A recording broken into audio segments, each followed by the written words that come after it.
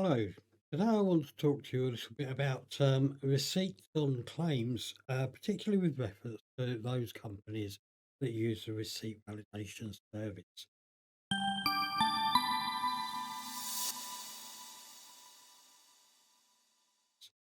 Um, just a few things to say on this, really. There are several types of receipts. You can have VAT receipts, you can have non-VAT receipts, or you possibly might just have a proof of payment.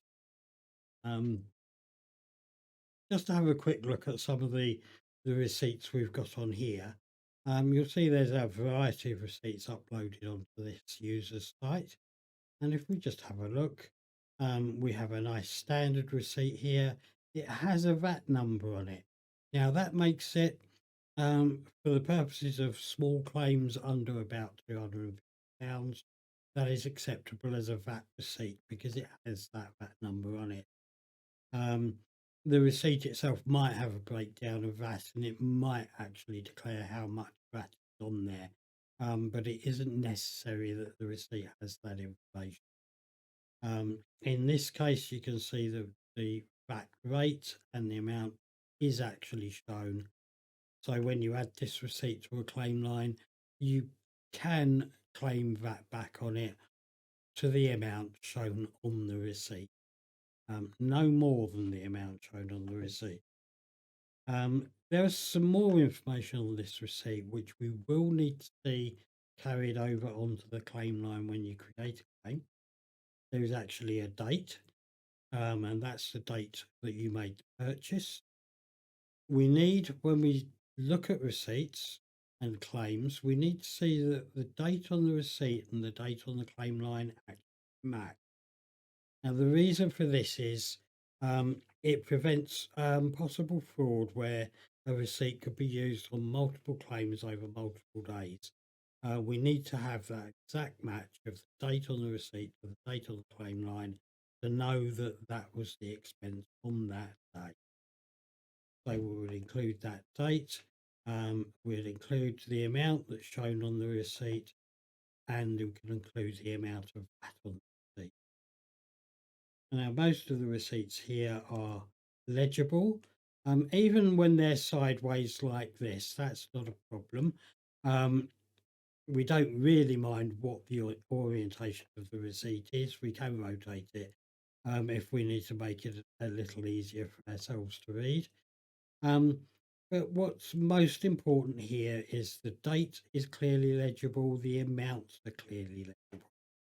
If there's no VAT number on the receipt, this one doesn't appear to have one, then this is only suitable as proof of purchase. It's not suitable for VAT reclaim.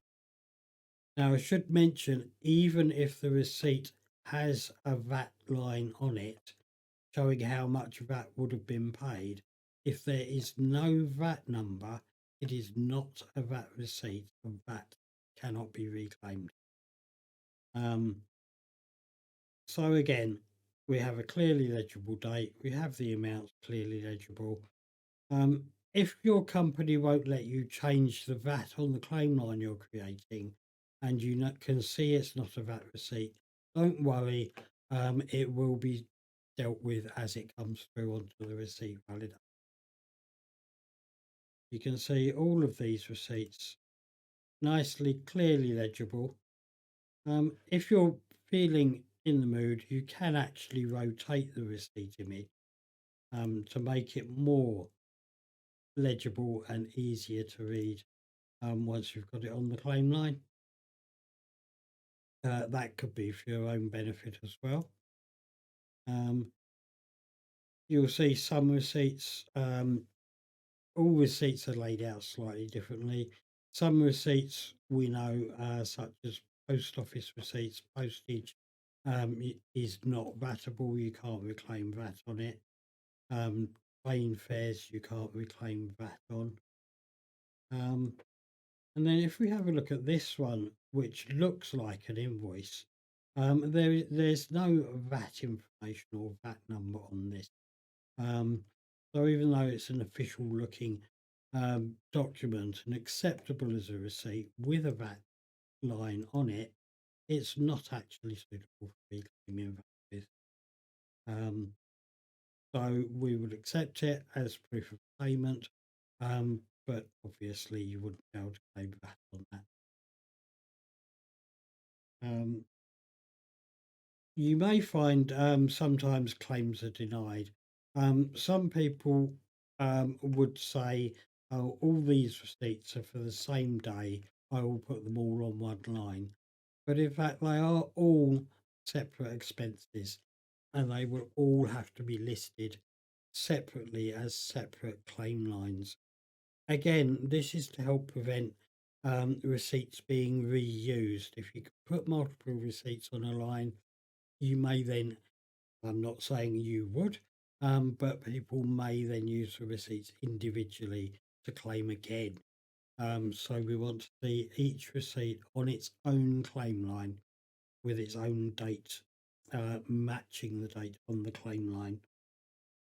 Um, Now, if you do forget and you can't remember if you've already claimed for a receipt, if you put it on again and the date and the category, etc., match, the system will actually flag up a warning to say that there's already a matching claim. It may be that it's an exact identical expense on the same day, possibly even from the same company.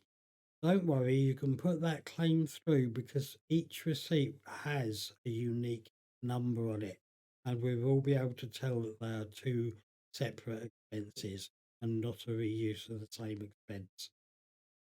Um, so, as long as you stick to that, make sure it's one receipt on each claim line, um, that the receipt is legible, easy to read, that if it's available, the VAT number is clearly visible on the receipt image, then your claim should get through the receipt validation process without any problems whatsoever. If you don't have a receipt for your expense, then you can put on the claim line, I've lost a receipt or I wasn't given a receipt. Give the reason why there is no receipt. As long as your company is happy for that expense to go through, it will be allowed through and will be paid. Um, if all you have is a proof of payment, such as, for example, a line on a bank statement to show that that money has actually been spent by you, by all means, you can put that on as a proof of payment, but we would ask that you block out any personal information, bank account details, or any other information on the receipt which is not relevant to the claim.